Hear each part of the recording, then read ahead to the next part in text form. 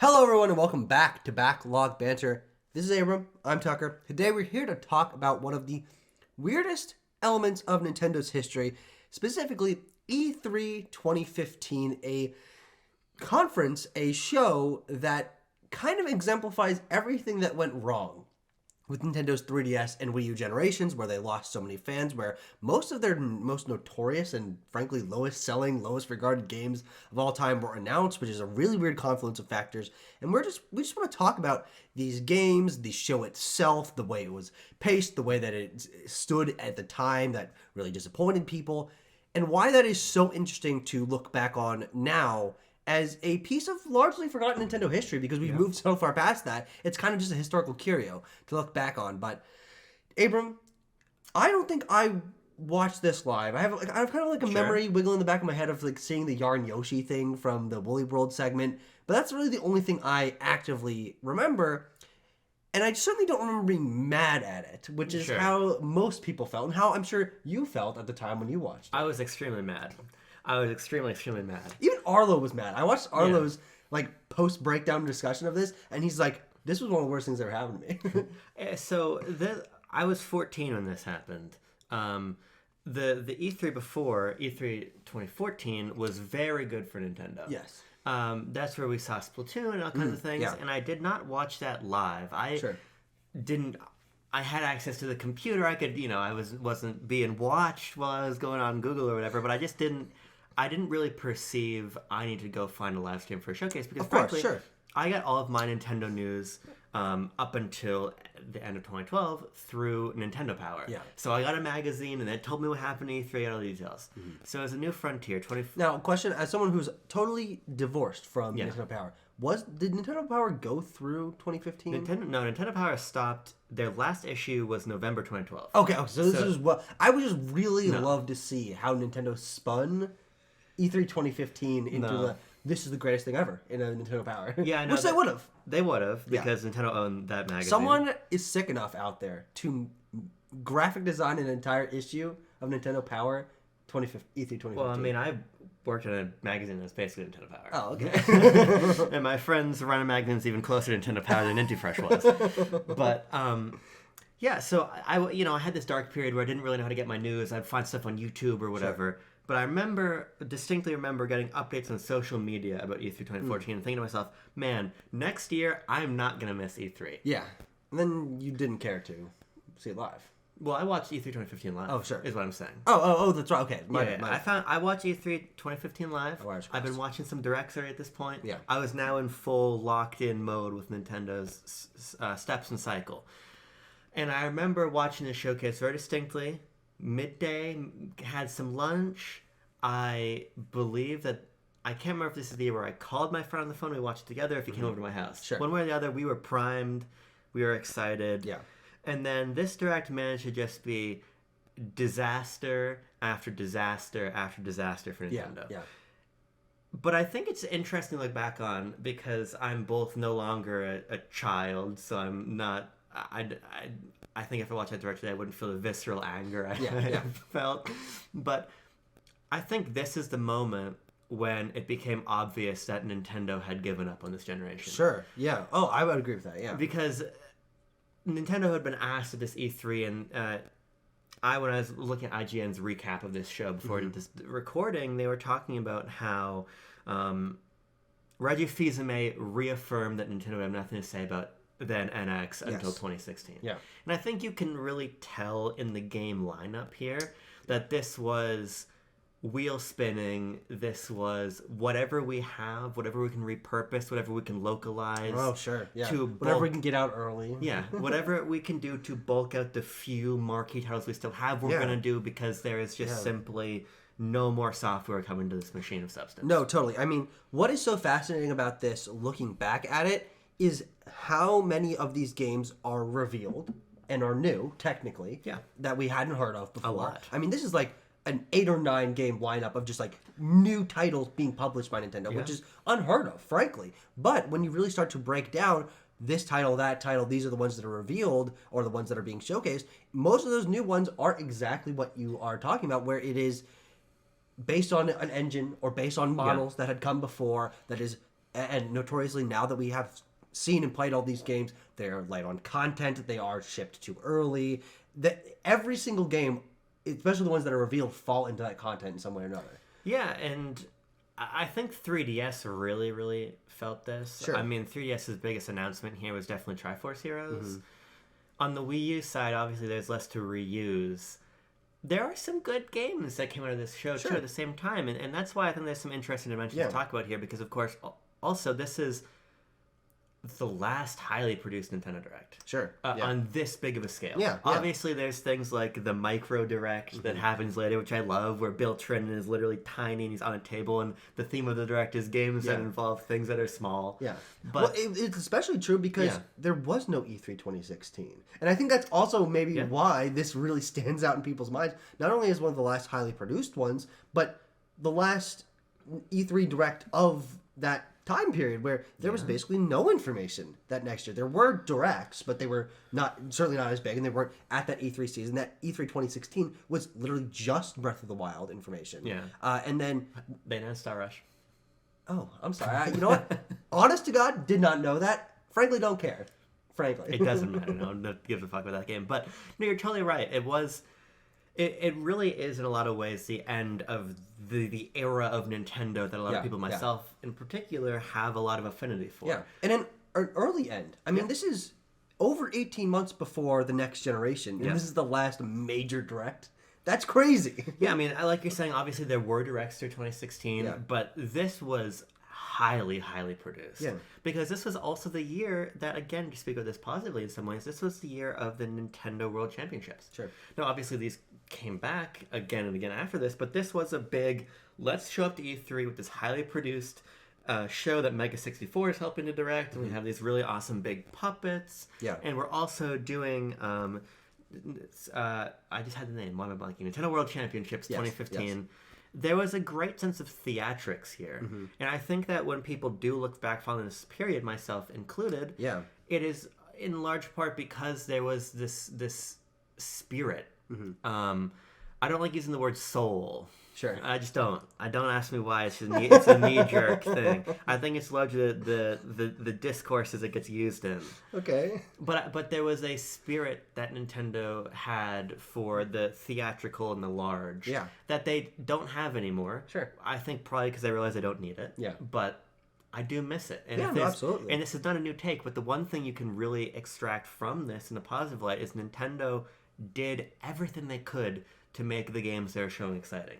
The games just weren't. Yeah. What's so fun looking back at this, as someone who doesn't remember this period as exquisitely as you do, and I love using big verbose vocabulary to describe you, is with the amount of theatricality in this show, it's at an all-time level, and it shows an element of Nintendo's the way that they showed off these games that has just completely been forgotten. I mean, especially in this Direct, I think the thing that stands out most to me, and this might be one of the only times it was utilized, but developer stories was a term that they used for this Direct that showed up 3 times to highlight developers talking about the games that were shown off. Yeah. And that was at the beginning with Star Fox Zero, Miyamoto talking about how he gets to work with Platinum Games and how the game is based around the idea of walking under arches and how cool it is you can use the gamepad, but it's Miyamoto talking about these things, and he's on camera, and this is like 7 minutes of the show. Nearing the end, we get Yoshi's Woolly World developer story, which is one of the people at Goodfield that sewed together Yarn Yoshis and came together with this idea and came up with the idea of the Yarn Yoshi amiibo, which you can see behind me right there is one of them. And that's where those were revealed. And then at the very end, it's Miyamoto and Tezuka talking about how they used to design Mario games on graph paper and how it used to be so much harder to design something, and they wanted to put those tools in someone's hands, or into the world's hands with Super Mario Maker. And what's interesting about those last 2 games is those are 2 of the games that come out of this year that make this one of the best years of Wii U, with Yoshi's Woolly World, Super Mario Maker, and one of the other games shown off. Boom. Xenoblade Chronicles X. Yes. And also Splatoon, which I actually already come out, I believe, at this Splatoon time. Came out the month before. So it's not in this Direct at all. Yeah.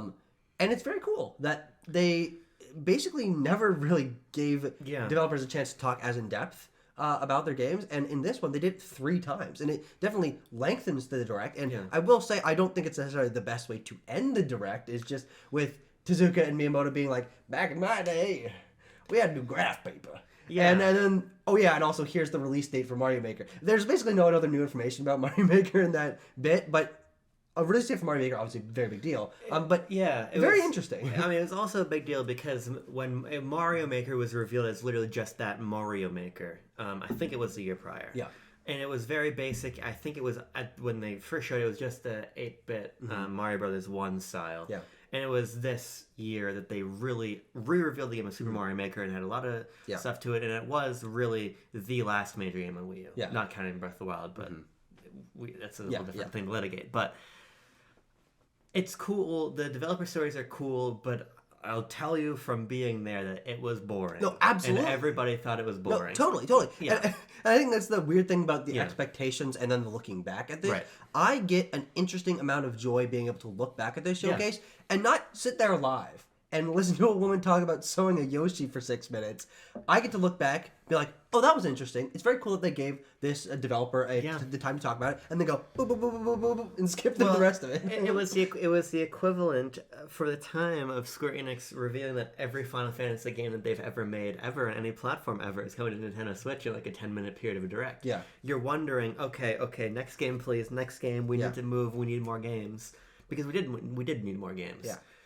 And again, you can't say that the volume wasn't there. No, absolutely. But I think that just to talk about the showcase on the whole a little bit more, an idea that I always return to from when I interviewed Kit and Krista about Splatoon for Lock-On Volume 5, I was talking to them in large part about how they had free reign to market Splatoon really in the way they saw fit, and take risks with that, and get weird and do whatever kinds of commercials. Like even maybe like a initiatives. double Yoshi explosion. A double Yoshi explosion, a Woshi. Whoa, gee! A Woshi. It's a double Yoshi explosion. Awful trailer, but I think that is seen in the puppetry, which are from the Henson Company, and they're beautiful. They're really, really beautiful, and the amount of work that went into that is incredible, because we also had puppets for Miyamoto, we had puppets for Iwata's final direct before he unfortunately passes, and obviously Reggie gets a puppet too. Yeah. But when you contrast that against what comes in the Switch era, as Kit and Krista were remarking to me, they said that they felt, because obviously they're at the beginning before they leave Nintendo, that Nintendo was no longer interested in the spirit of fun in the presentations, because they were just soul of fun. Yeah, they were just interested in doing what works, and they saw anything else as a risk. Sure. And I think that you can see that, because the double Yoshi explosion is a great example of something that totally backfired. No, of course. It resonated with nobody. Yeah.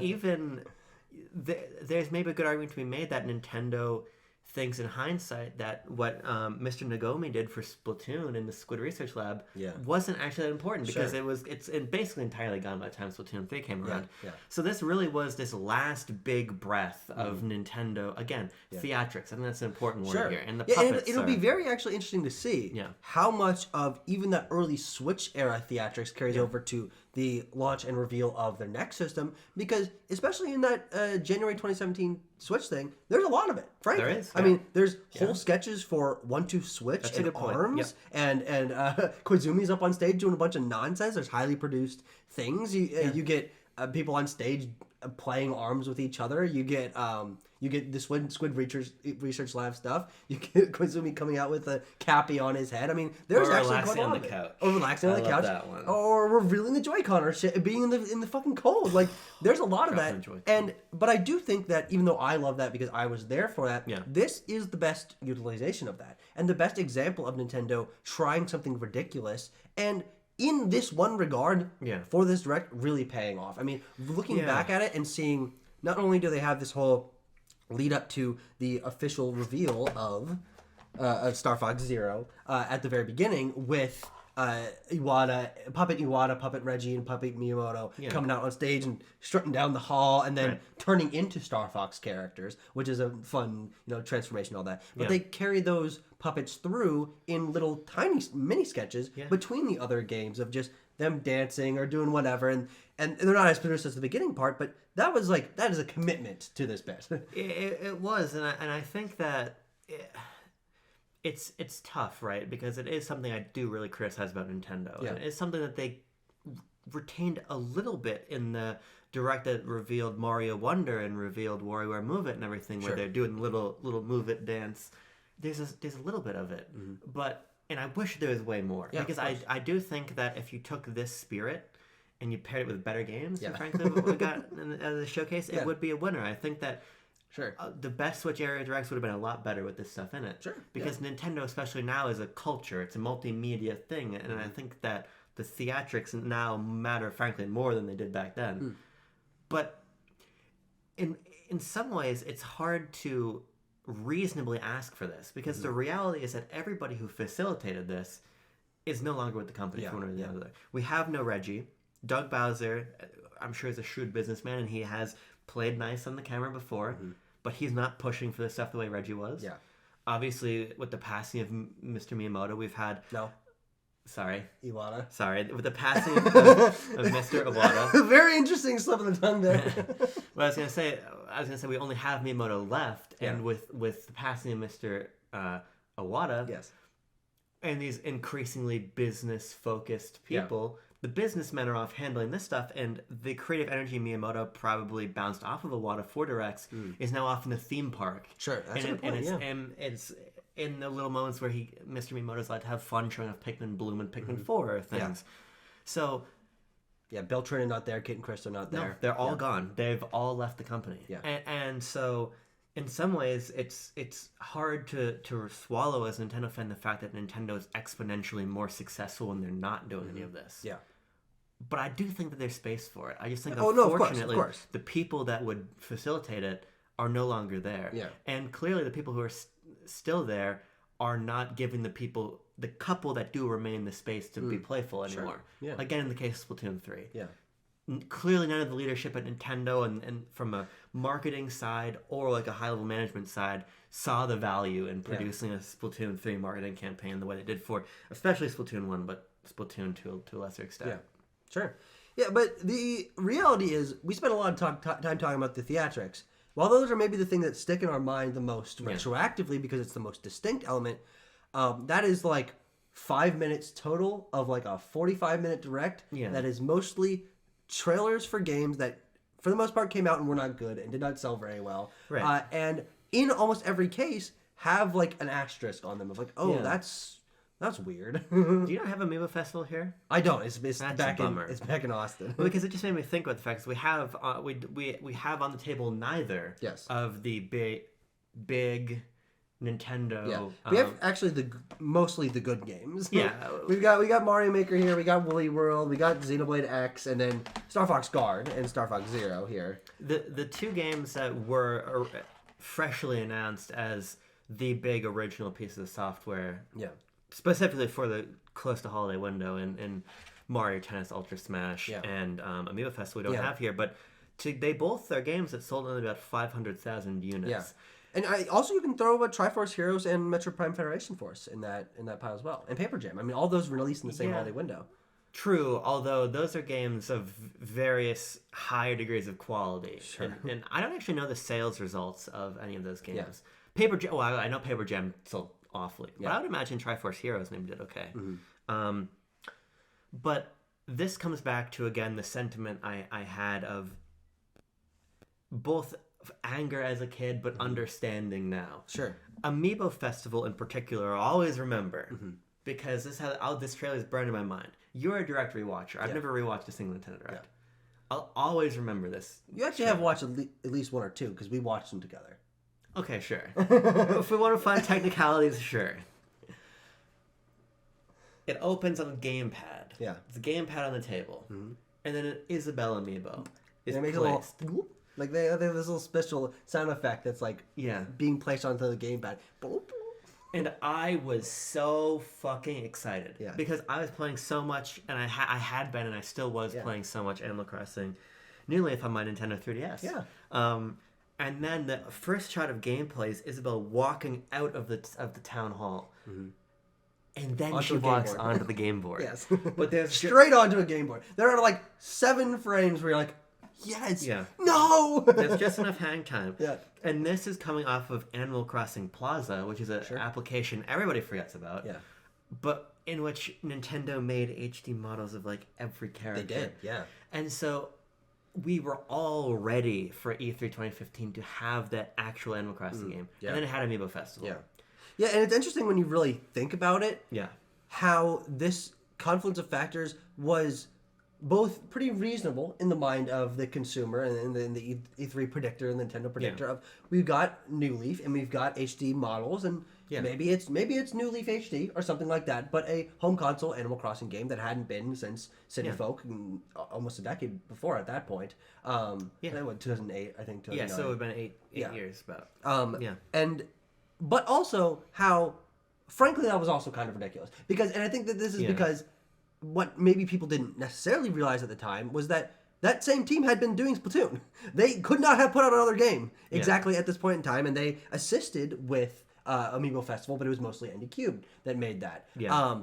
And that also then only two or 3 years before that was New Leaf, and so the development timelines do not line up for that to be anywhere near a possibility. Sure. But then when you get that the Amiibo and the few frames and the HD stuff, and then the disappointment really sets in. It becomes obvious that, and obviously we can break this down for the other games as well. This is reutilized content. I mean, these models are HD, but they are obviously the models from the 3DS upscaled a little bit. Yeah. And even a lot of the content from that game ended up back in New Leaf. Yeah. With the Welcome Amiibo update. I think that's what it was called. Where they brought all of the best stuff from Amiibo Festival to New Leaf. Sure. And there's no reason to buy the game because you got the Desert Island game. And then you also got a Paneled Upon game in Animal Crossing New Leaf then. Yeah. But this is a whole different conversation. Yeah. But it actually wasn't the only Animal Crossing game revealed, because they also revealed Happy Home Designer. Was that revealed here? Yes, literally seconds before. Sure. They were back to back, which is even more obviously reutilized content. We're making an Animal Crossing game that is just the physics and the placing of the things we already developed for New Leaf.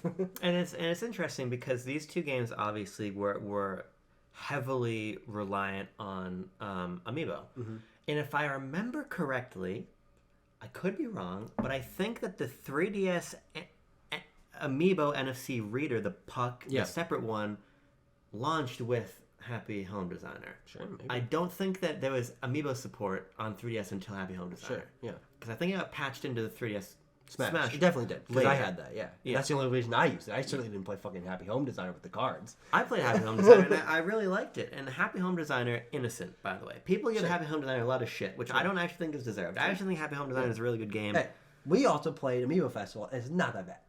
It's pretty bad. Yeah, we had a lot of fun with it, which means it's not that bad. Okay, sure. I contend that if you have fun with the game, it's not that bad. You want to go play another round of that game right now? Honestly, why not? I mean, I don't have it here, but I would. I totally would. Absolutely. Easy to say. Easy to say when they can't follow through. We can't prove it. But no, you're totally right about the asset reusing nature of that game. But I think there's one more interesting thing to say about Amiibo Festival, which is ND Cube. Obviously, their previous game to this was Mario or Wii Party U. I mean, it probably would have been Island Tour. Right, Island Tour is 2014. Mario was Party it? Island Tour. Yeah. So they had just been, they've been busy, but then it's pretty clear to see the progression of thinking here. No, wait, wouldn't it have been Mario Party 10? Mario When did Party that come out? Oh, no, was Mario Party 10 2015? Or is that 2016? Because those games were released really close together. Yeah. Regardless, ND very busy around this point in time. They were very because busy, also that next year, Star Rush. Yeah, they released, and then the year after that, they're making Top 100. Yeah. And then, Jesus Christ! And then they're making Super Mario Party.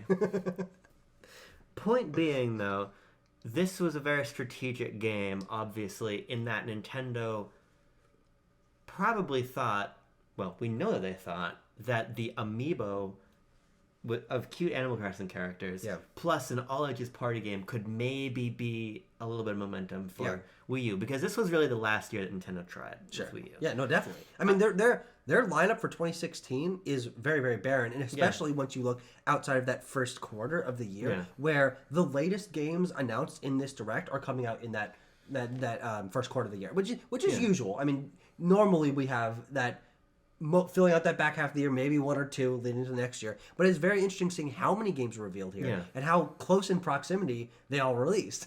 Yeah, I just think I think that Amiibo Festival, while I do hold the majority opinion of this game that it's not good, I think that it is very easy to tear the game down as a meme, but I think it's also necessary to look at it as a strategic move from Nintendo that just didn't end up paying off. Sure. Because, and I think that that's actually true of all this asset reusing stuff of like, look, if we can get a multiple Mario games, multiple Zelda games, Animal Crossing game, Metroid game out onto store shelves in this holiday season, if people don't realize how low quality most of these games are, maybe we can generate a bunch of sales. Because, I mean, they just went hard on number of games in popular series being released in that same time frame. Yeah, but there's also more to Amiibo Festival in particular, though. Because Amiibo Festival, we had this run of Splatoon, or this is not really a run, it's a back-to-back Splatoon Mario Maker. They're really illustrative of the gamepad. Sure, and with definitely. A strong push to make people understand the gamepad, understand the unique novelty of the system. Yeah. But they just launched Amiibo also the previous holiday season. And Amiibo was very, very successful. Amiibo remained successful throughout its entire life, which is maybe still going. It might be totally dead. But to take Amiibo, a hot-selling commodity, to pair it with Animal Crossing, which had just hit its previous sales peak, with New Leaf, and say, let's bring this together and try to get an audience interested in Amiibo, who's interested in Amiibo, interested in Animal Crossing, to Wii U. Yeah. It actually makes a lot of sense why they did this. Yeah. It makes sense why they gave it to ND Cube. It makes sense why this is the game they made.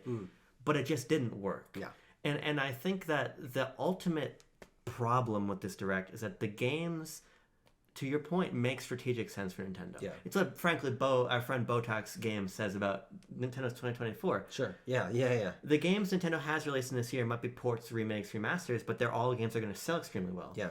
The 2015 slate was games that had a strategic function, but they were it was not a function aligned with what Nintendo fans wanted or needed at that time. Yeah. And I think that especially comes out of all people already being pretty disappointed in the Wii U generation, and then realizing that momentum had slowed down 2 years from the end of the life cycle of the system. I mean, 2015, middle of 2015 is still, again, 18 months before the end of the system. People are like, oh, wow, this is what we got. And especially when one of the big reveals is Mario Tennis Ultra Smash, a game that didn't have finished box art, only had, I think it was 6 characters in the demo of it that was on the show floor, and then barely double that once the game came out, and then that becomes a notorious game of one of the least amount of content and least amount of options in a Nintendo game ever. Yeah. It becomes so apparent that priorities are shifting, but especially under the auspices of Reggie saying we're not going to talk about NX this year. Yeah.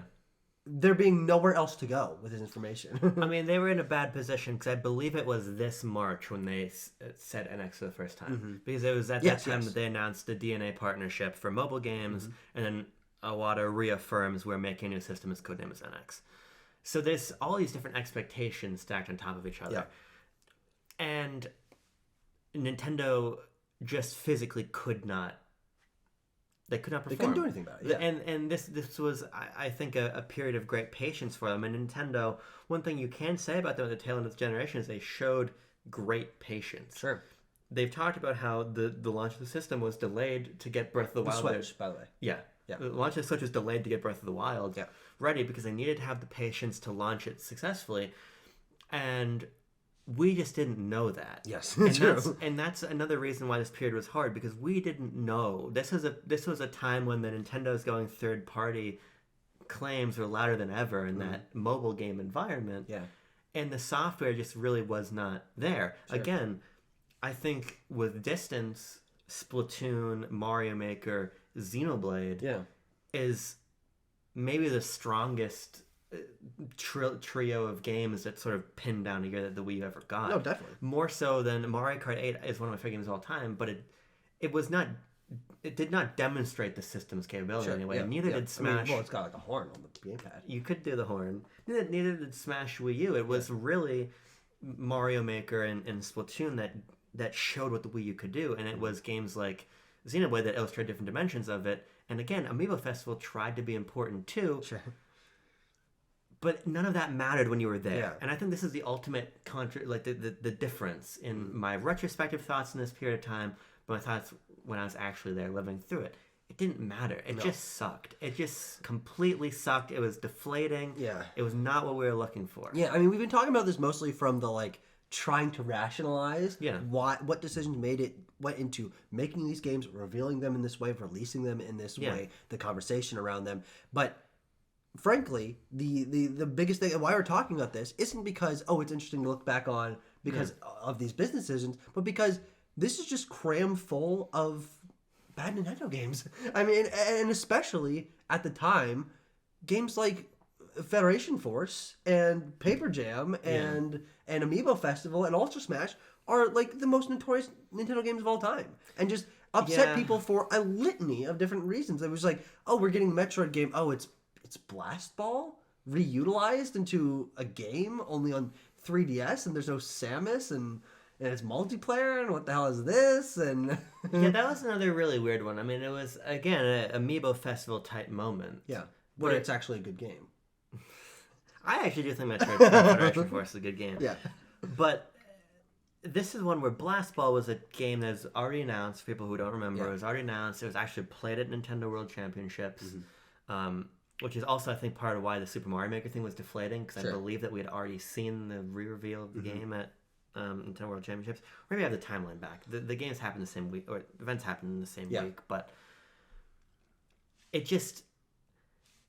I think, and I'd love to know what the idea was. Was the idea that, look, we know people are going to be angry about Federation Force, but we're just going to show it off and see what happens?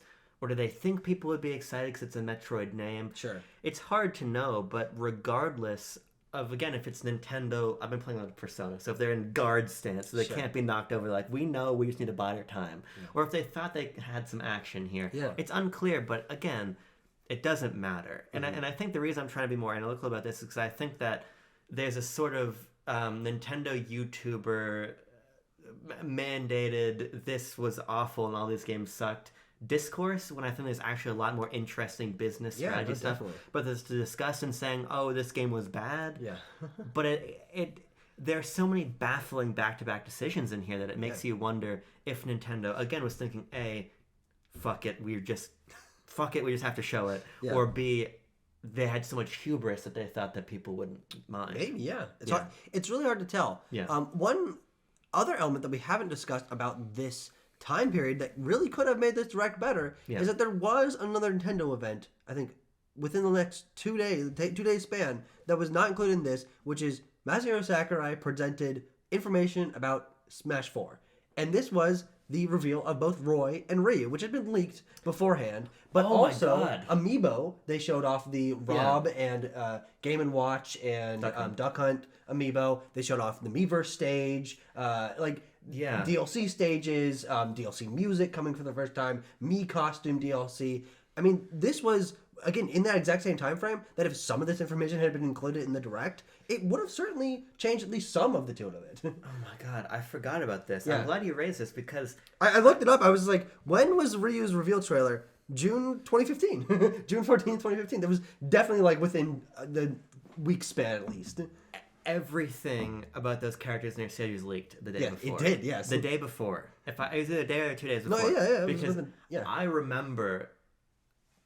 I remember being home that summer and like doing chores. I remember mowing the lawn and coming back and seeing these leaks and like, oh my god. And it was very real. It was so obvious that it was real. I want to say it even leaked through the eShop or through something Nintendo did officially. I will never be able to pull out exactly what this is. Fucking 8 years ago, but yeah, it leaked in its entirety. Yeah. Again, just another hit Nintendo had to endure. But yeah, I want to do something interesting here. Sure. I want to look at the list of games for a second. Okay. And I want to... I'm just looking back real quick because I actually did a YouTube video about the Roy and Ryu leaks. Yeah. I'll have to find that later. I just remembered that I did them like, but the list of games... I'll just read through them? I want to preface what I want to do. Okay. Because... again, we're playing a lot of hindsight, but the reality is, and we had this. Pretty sure what is that? It's like 2020 or something. Something like that. It's actually 2024. This is a conversation we had with. Is that better or worse, by the way? My vision is perfect. I have no fucking idea. It's worse. Glasses man. The further you get from 2020, the worse it is. Okay, but can you go down? Yeah, you can. Okay, Yeah. all right. We're learning here today, folks. What do you want to do? Sorry. We had this conversation with Nintendo Prime and Andrea's Restart about the idea of games, the reputations and feelings on them kind of getting recontextualized with subsequent releases. Sure. Yeah. And I wanted... Like Star Fox Zero? Not like Star Fox Zero. I will say... Well, I mean, the Switch Star Fox game is so good. If we're sharing... No, it's not. Starlink's not a real Star Fox game. And this game I don't hate. Sure. I just want to say that. I don't hate it. I don't think it's good, but I don't hate it. I think it's okay at best. But Reputation is being recontextualized. Reputation is being recontextualized. I kind of want to just quickly scan through the list, mention what was here, and talk about how I think that the totality of these games is really just sunk by the biggest headlining ones. Sure. Because Star Fox Zero is not a very good game. Obviously, Amiibo Festival we've litigated, and Ultra Smash isn't a very good game either. But there's a volume of titles here that's really interesting, and some of these games I think are genuinely quite good. Yeah. So we talked about Star Fox Zero, which was officially fully detailed here, and I don't think the idea that it was going to be that bad had really entered people's minds. It was more confusing, I guess, at the time. Yeah, I don't remember which way I felt about it. But at least must have been exciting to get Miyamoto talking about an HD Star Fox game, whole console mainline Star Fox game. Not a game particularly, but Skylanders fucking superchargers got turbocharged Donkey Kong and Hammer Slam Bowser. They talked about that for 6 fucking minutes or whatever. Yeah, again, another interesting gambit to try to bring people to the system, because this was still in Skylander. Well, it's the tail end of the populator, but they were still trying. Yeah, no, they were. There was one released with the Switch. The last one. Imagine it was a launch game. Yeah. Triforce Heroes. That's a good game. It is a good game. I maintain that's a good game. I don't think that game... Again, this is why it's an interesting conversation to have and recontextualize, because I do not think that Triforce Heroes belongs in the conversation with some of these other titles. Yeah. But it's also one that you can understand feeling weird at the time. Totally. In the context of these are the next big games coming out from Nintendo, and it's a fashion-focused multiplayer Zelda game that is very obviously reutilized content from 2 years ago. Yeah, and this is especially hard because this is in the year when Nintendo released the short 2015 Zelda's coming in this year. Teaser where it was literally just Link on a horse and the grass blowing and it says 2015. So this was the Zelda we got. Well, not all the Zelda we got, which we'll talk about in a second, but I think in hindsight that game wasn't that bad. I even liked it at launch. Yeah.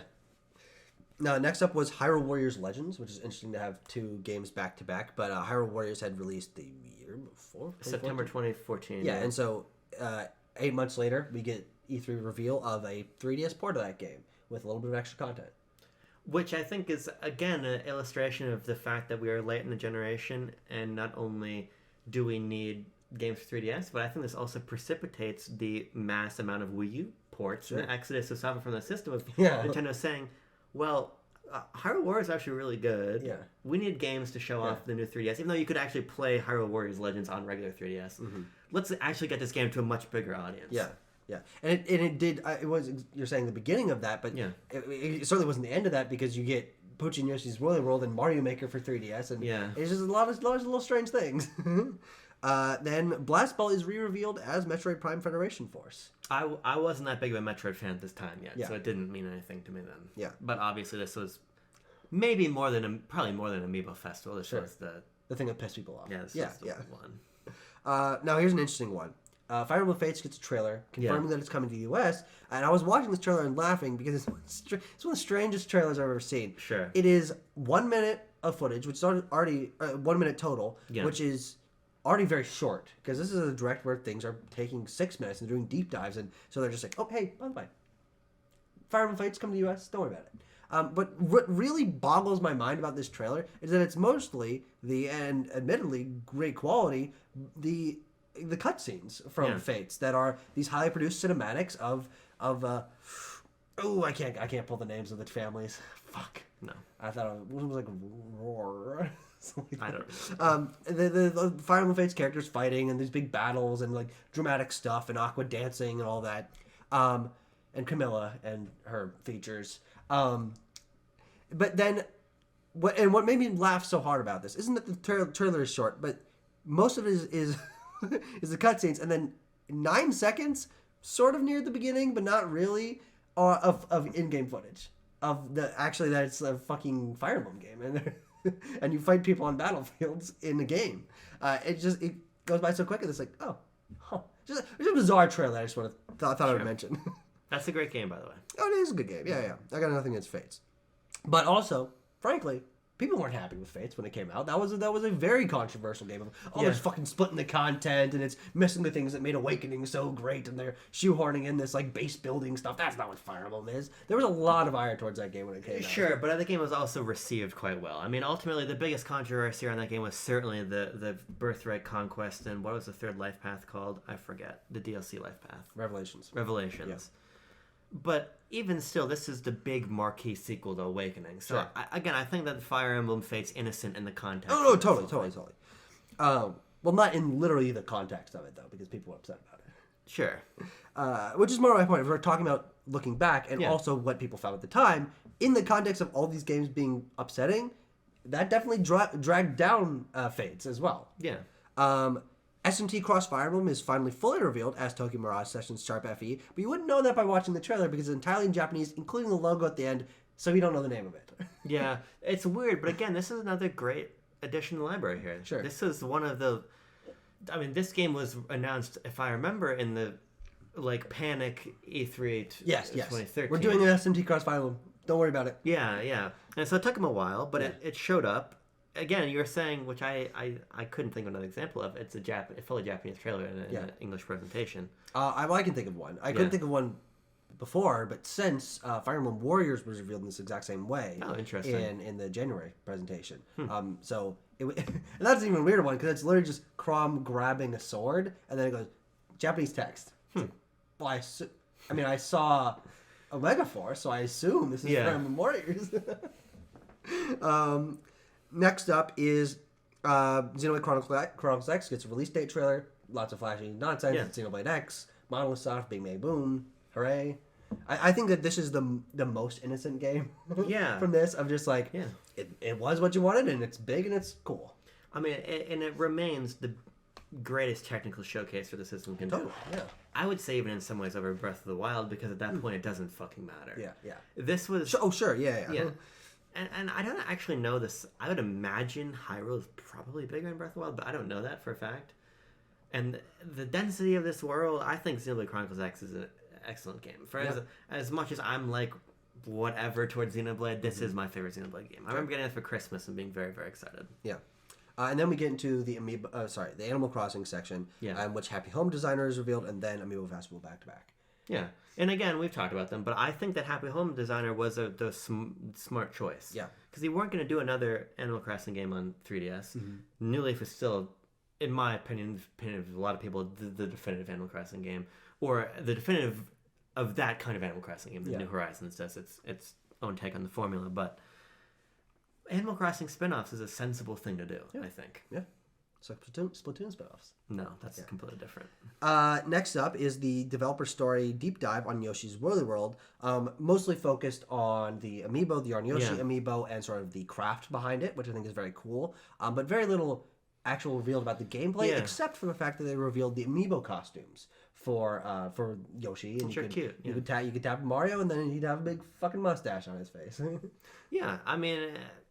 this game was coming to North America a lot later than it was coming to other regions, which people were upset about. But why? Because why wasn't this simultaneous release? No, I know. Yeah. Sorry, no. Why did people? Why did it take 7 extra months to localize? I don't know. Woolly World? And then Yokai Watch gets release date. We haven't mentioned it up to this point, but Yokai Watch, I believe, had been out in Japan for a while and had become a phenomenon there, but. Finally, Yokai Watch gets a release date and is coming out in the holiday. Yeah. And then Paper Jam revealed, Mario and Luigi Paper Jam.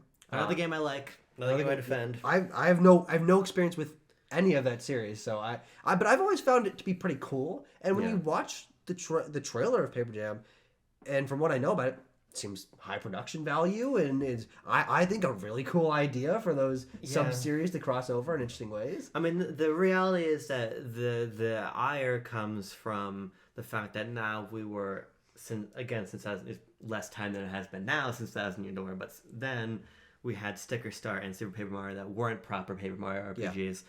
So then it crosses over into what was already an overexposed series in Mario and Luigi. And then the game, to be fair, does lack a lot of personality in its art direction. Its art direction is very basic. Yeah. It's essentially the only creativity in the art direction is that there's now Paper, Goomba, and Koopa and everything. Yeah. Which lacks some of maybe the vision of the other games, but I think the concept is good and the game plays well. I did enjoy it. Sure, yeah. There's my Paper Jam review, I guess. And then Mario Tennis Ultra Smash Holiday 2015 gets a very short trailer, just showing off a couple courts and a couple characters, and it's in HD. Yeah, I never played it. That's the game.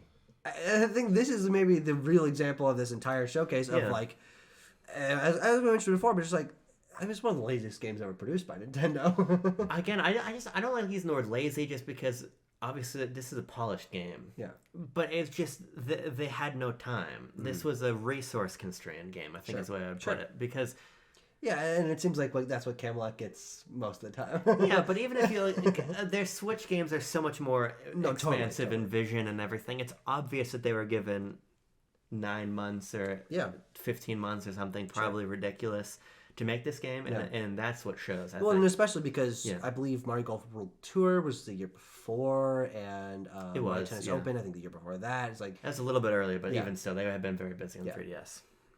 And then finally, Super Mario Maker developer story. Yeah, that's what closes out the show.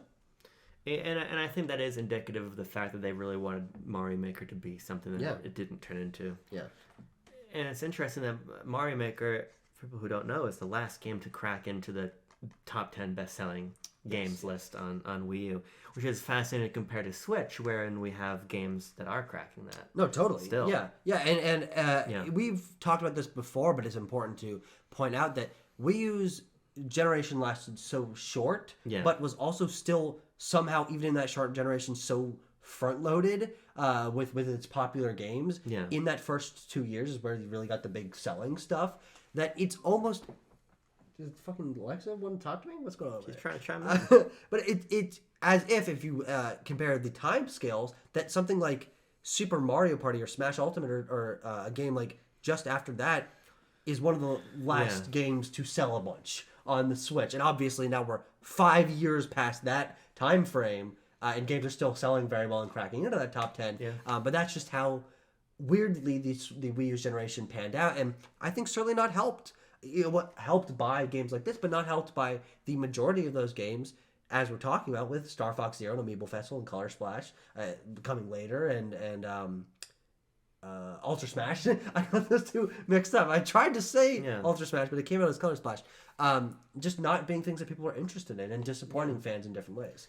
Yeah, and that's why it's weird to think back on this, because I do now maintain that 2015 is maybe the Wii U's best year. Sure, yeah. But that's with hindsight, and that's me looking at what games came out of every year. Yeah. And I think this is the strongest crop of games when you look at the top. Yeah, absolutely, yes. But that's obviously, again, a completely different reality than when we were actually there at the time. Yeah. And what it leads me to consider, and kind of the last thing I want to touch on before we end this discussion, is the idea that this is kind of the place that we're in with Switch in some ways. Sure. Yeah, I would agree with that. Not necessarily in terms of the quality of software, but in terms of, I think, the community feeling. Sure. Because the cloud over this E3 was the NX, and I think the cloud over everything Nintendo's been doing now since last year has been, well, since before that, but really since last year, I would say, has been the new piece of hardware. Yeah. And I think it's strange, because I think that these years are going of Switch right now, 2023, 2024, will gain a more positive reputation in time. Sure, yeah. And I do think 2015 has gained. I don't think 2023 ever had or will ever have a bad reputation. I don't think it'll have a bad reputation, but I don't. I think that 2024 is, again, obviously we're recording this very early in the year. The full story has yet to be written. We don't know what other Right. games are going to fill in this slate. They're currently in the moment. There's a lot of questions about what is this next direct going to be? Is it even going to have anything? Is it going to be a partner showcase? And we will know very soon after this video goes up, and obviously for the rest of the time we'll know.